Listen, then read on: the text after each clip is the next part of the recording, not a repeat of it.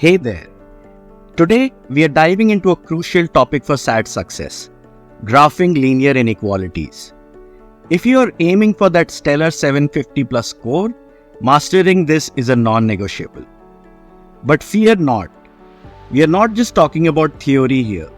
We are diving into practical strategies using Desmos to solve these problems quickly. I am Shwetank. I scored a 1550 on the digital SAT and a perfect 800 on the SAT math section. So let's dive right in. Okay, so most of the times you would have two intersecting lines on the graph whenever you see a question from this section. You would see a graph and two intersecting lines. So as you can notice, whenever you have two intersecting lines, it creates four regions, right? So I have this positive slope line, I have this negative slope line. It creates four regions, right? 1, 2, 3, and 4. Now we have two equations which are basically represented. So this is y equals 3x minus 2. So positive slope crossing at minus 2. And this one represents y equals minus 1 by 3x plus 4 by 3. So negative slope crossing at 4 by 3. So these are the two lines represented here. Now, if we had to change these equations to inequalities, can we identify, let's say, which region is represented by this green shaded region? So what is this green shaded region?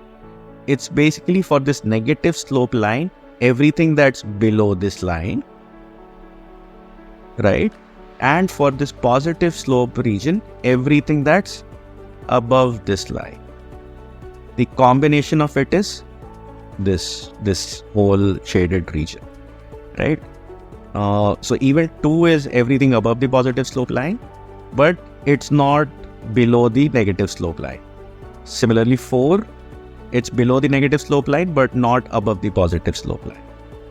So for region 3, we are looking for this equation with the negative slope, this line, we are looking for everything that's below the line. So y is less than equal to, and for the positive slope line, everything that's above the line. So y is greater than equal to 3x minus 2. If you change these equal signs to these inequalities, you get to this shaded region. Let's confirm this on Desmos, and we should also see how we can use Desmos to quickly identify questions like these. So the two equations we had were y is greater than equal to 3x minus 2, and the other equation was y is less than equal to minus 1 by 3x plus 4 by 3. Okay, so if you notice, there is this lightly shaded region here, there is this lightly shaded region here. This densely shaded region here is the intersection of these two, which is what this system of inequalities represent. Okay, once more, for this line which has a positive slope, everything above it is shaded in purple.